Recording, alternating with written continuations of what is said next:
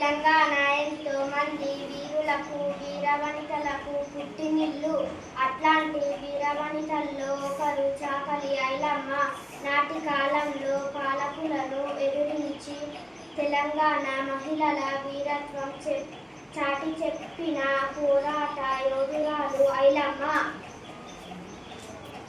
శ్రీ శక్తి రూపము ఐలమ్మ, పోరాట దీపము ఐలమ్మ, నారి శిరోమణి ఐలమ్మ, నాతి కిరీటము ఐలమ్మ, ధనము ధైర్యము ఐలమ్మ, మానము ప్రాణము ఐలమ్మ, ఘన సాయుధ తెలంగాణ పోరాటన తన దైనముద్రను ధర పైన నిలిపిన ఐలమ్మ.